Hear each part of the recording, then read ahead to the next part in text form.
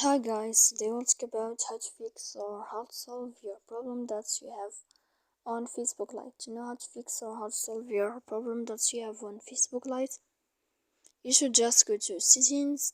Here we click up default tabs app settings.